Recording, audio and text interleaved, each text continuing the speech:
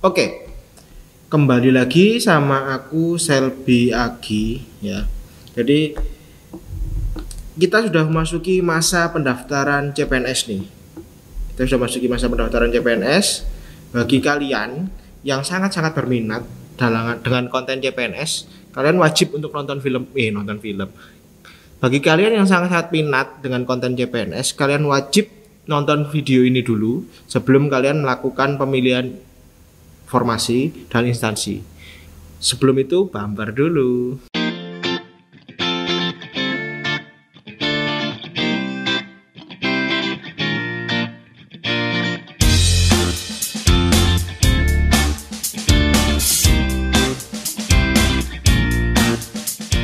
Aku akan membagikan sedikit yang aku tahu dan juga pengalamanku terkait pemilihan instansi dalam seleksi CPNS atau kalau sekarang CASN ya, karena PNS ada dua, yaitu P3K dan juga PNS. Apa itu kalian bisa lihat di video yang sudah aku buat sebelumnya, itu lengkap semuanya tentang apa itu PNS, apa itu ASN, dan apa itu P3K. Kalian bisa lihat langsung ke video tersebut.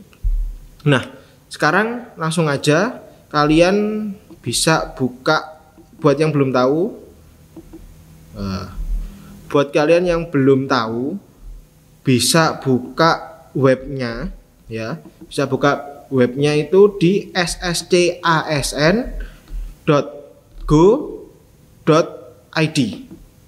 Habis gini kita langsung pindah ke tampilan layar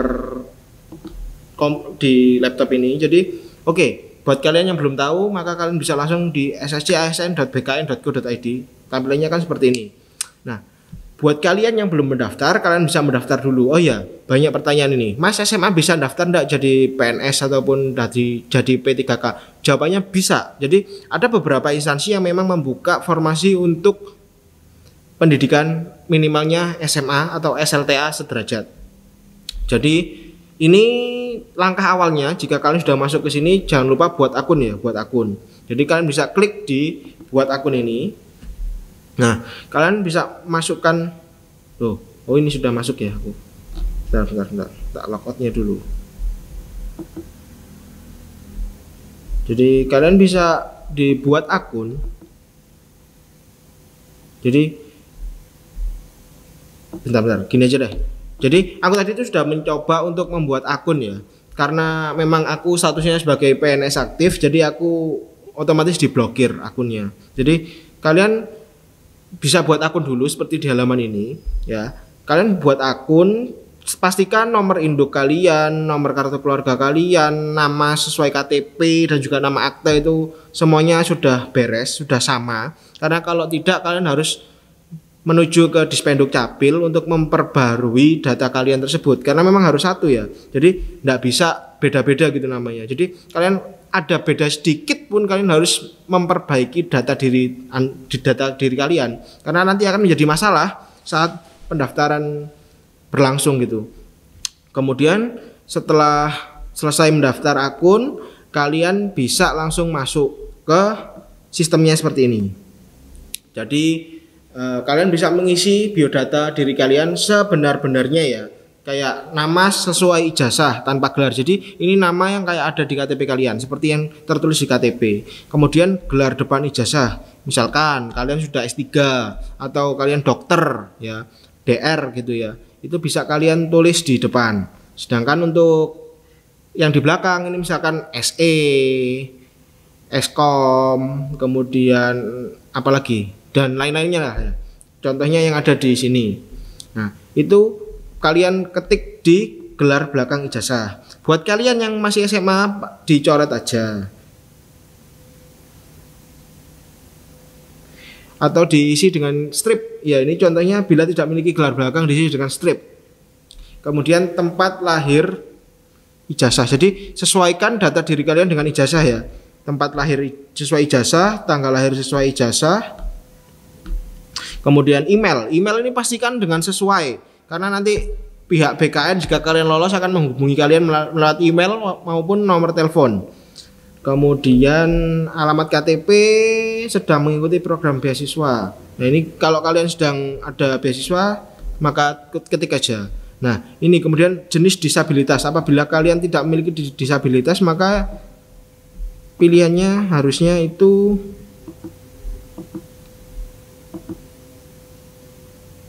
sebentar. Jadi non disabilitas. Ya. Kalau kalian umum-umum aja, kalian pilih yang non disabilitas. Tapi kalau kalian memiliki disabilitas tertentu, kalian bisa tulis pilih di situ. Kemudian alamat domisili, provinsi domisili, ya ini kalian isi sesuai data kalian lah ya, dan juga akun media sosial. Ini yang mungkin perlu diisi karena memang mungkin pihak BKN akan memantau kalian apakah kalian adalah orang yang yang terlalu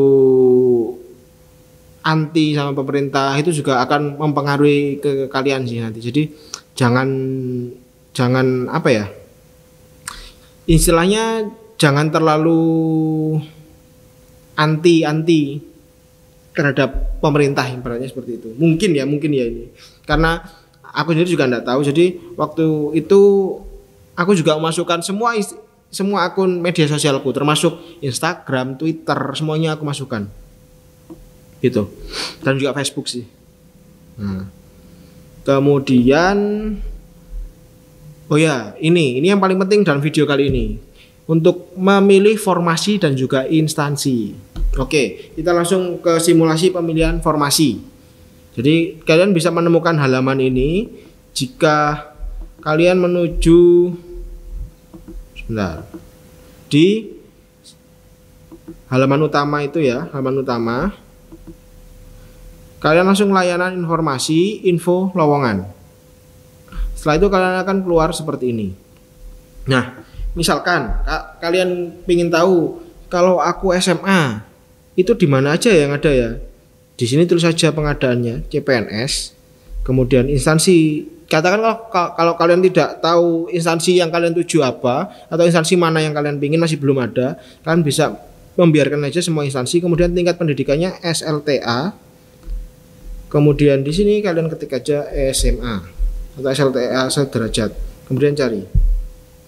Nah, ini akan keluar semua untuk formasi yang dapat kalian daftar dengan hanya ijazah SMA kalian. Jadi di sini kalian bisa lihat instansinya ada Badan Intelijen Negara (BIN). Itu sebagai pramu laboratorium. Pendidikannya SMA bisa, kebutuhannya 13 ya, 13 aja.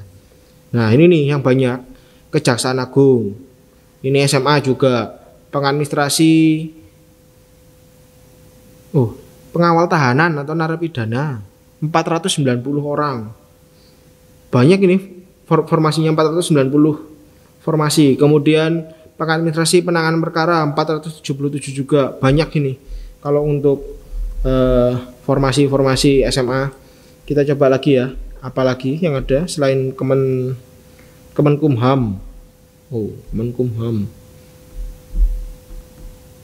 Kemenkumham, masih Kemenkumham, didominasi dengan Kemenkumham ya untuk SMA. Kemenkumham lagi, Kemenkumham juga.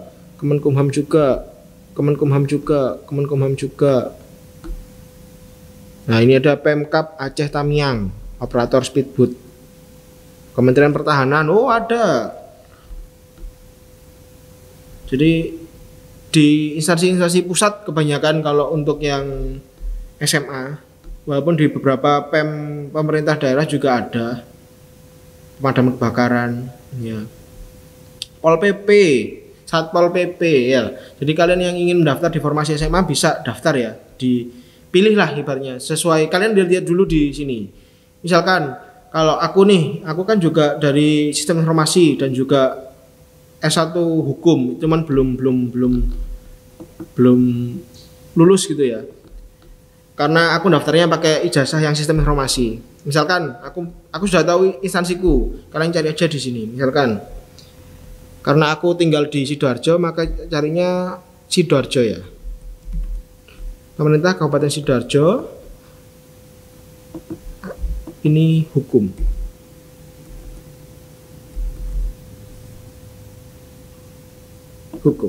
Kita cari Oh, tidak ada. Kita cari lagi yang lain. Apa ya? Komen hukum aja. Kementerian Hukum. Yang pasti membutuhkan hukum. Nah, kita cari hukum.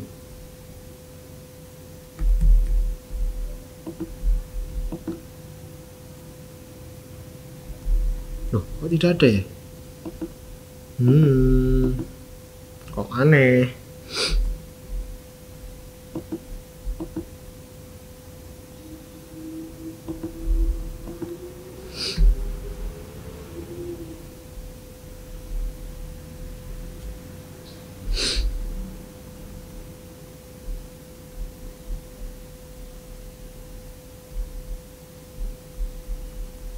Pak Hukum Tata Negara gini aja deh. Tidak keluar juga, oke. Kita ganti instansi aja, atau kita biarkan semua instansi ya. Pengadaan CPNS, semua instansi. Kita coba cari yang hukum.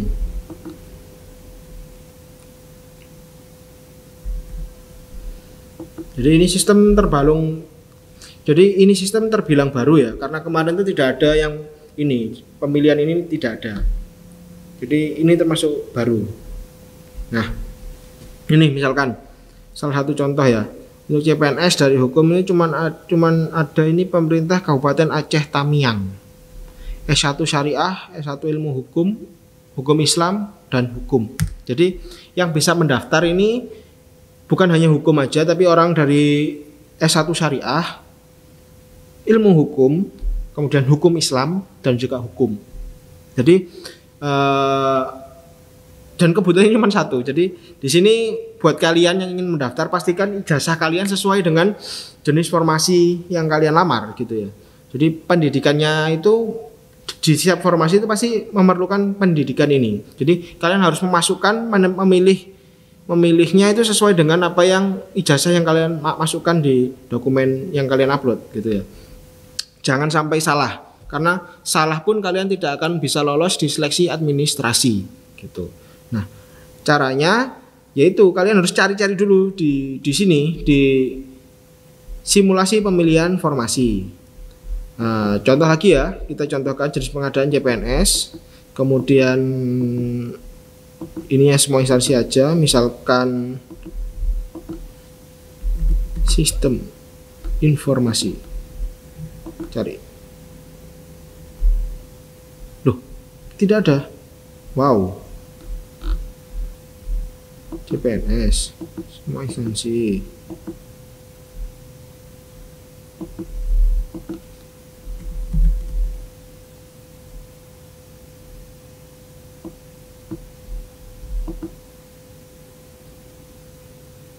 Wow. Ini memang websitenya atau gimana ya?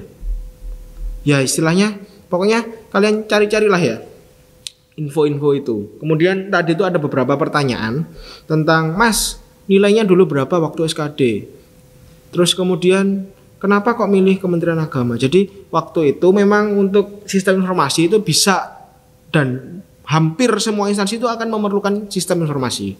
Cuman di sini aku juga sangat-sangat teliti sebelum memilih instansi. Jadi ada banyak instansi memang, cuman di sini juga kalian juga harus memikirkan peluang kalian lolos gitu ya. Aku tipikal orang yang insecure, jadi mungkin karena itulah aku mendaftarnya di Kementerian Agama. Jadi instansi yang aku pilih Kementerian Agama. IPK aku cuma 2,73. Ya. Jadi kemudian terus tes itu nilaiku cuma 393. Dengan nilai segitu, apabila kemarin aku memilihnya Pemprov Jawa Timur atau Pemkab Sidoarjo, pasti sudah lewat, sudah nggak masuk dalam sistem perankingan.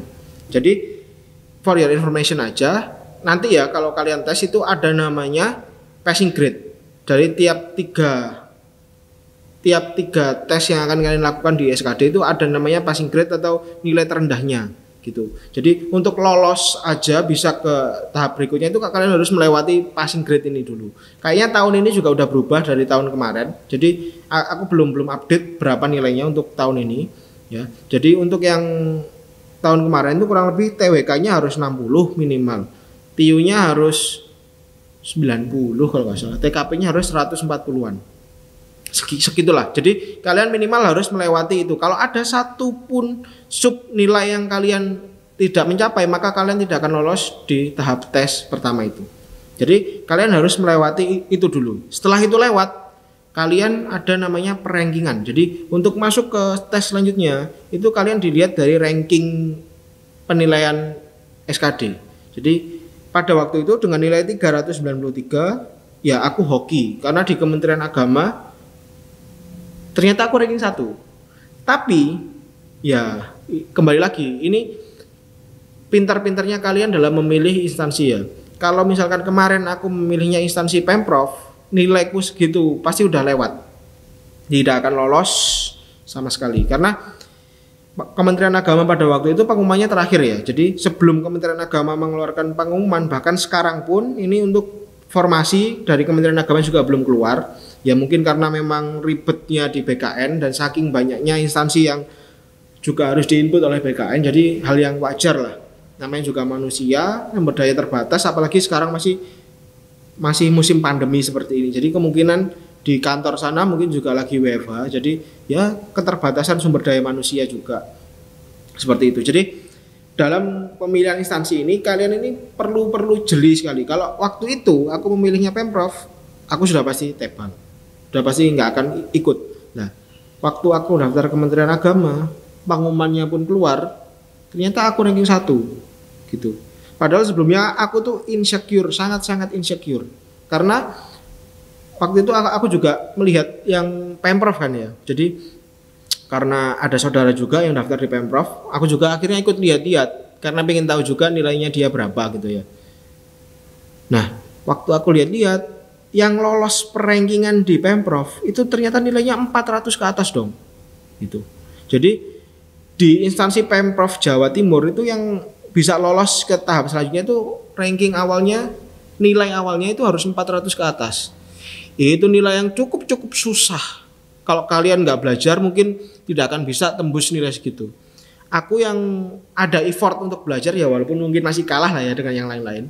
Itu aja cuman sampai di angka 393. Nah, ya kembali lagi, ini bukan soal hoki atau tidak. Memang kalau dibilang hoki, aku juga hoki. Karena IPK aku yang cuma 2,73, aku bisa ranking 1. Gitu. Nah, kembali lagi. Buat kalian yang ingin mendaftar, kalian juga pastikan tahu instansi kalian itu apa. Gitu ya. Instansi kalian itu apa, saingannya kurang lebih siapa. Jadi kalian bisa melakukan apa ya? Melakukan identifikasi. Kira-kira nanti sainganku seperti apa. Jadi kalian harus jeli-jeli dalam memilih instansi itu gitu. Kalau di tahun 2019 itu ada top 5 instansi yang pelamarnya sangat banyak. Yang pertama pastinya Kemenkumham, kedua Kejaksaan, ketiga Kementerian Agama, keempat pemerintah Provinsi Jawa Timur, yang kelima pemerintah Provinsi Jawa Tengah. 5 ini yang pendaftarnya paling banyak di tahun 2019. Jadi waktu itu aku juga mendaftar di salah satu itu di Kementerian Agama. Cuman waktu itu juga karena jadi ini tips juga buat kalian. Ada sistem informasi kan ya. Aku masuk dengan ijazah sistem informasi. Di situ waktu itu juga ada beberapa pilihan. Jadi ada pengolah barang milik negara, dan kalau aku pengolah data kelembagaan, sama satu itu juga aku lupa. Pengolah barang milik negara juga, cuman penempatannya di rumah sakit haji. Yang satunya juga di rumah sakit haji. Pokoknya ada 4 formasi yang bisa aku daftari, yang bisa aku ikutkan, yang bisa aku ikuti dengan ijazahku waktu itu. Nah, di situ aku juga melihat peluang, gitu ya. Yang di pengolah barang milik negara itu formasinya cuma 1, yang daftar itu ada 500. Yang di pengelola data kelembagaan itu formasinya 2. Bahkan di situ tidak tertulis jelas sistem informasi gitu, tidak. Jadi di situ cuman ya mungkin karena ini ya enaknya. Di situ ada tulisannya kalau nggak salah teknik komputer. Iya, teknik komputer. Nah, buat kalian pastikan ijazah kalian, pendidikan kalian itu sesuai dengan formasi yang kalian lamar. Apabila itu saja sudah tidak sesuai, maka kalian tidak akan bisa memenuhi syarat lolos untuk seleksi administrasi. Jadi hal ini sangat-sangat penting ya. Kalian harus sesuai dengan ijazah kalian. Ingat, harus sesuai dengan ijazah kalian. Karena kalau tidak gitu, kalian udah pasti akan gugur. Gitu. Jadi kalau untuk yang SMA ini tahun ini kayaknya banyak, cukup banyak untuk SMA. Jadi mungkin kalian bisa memilih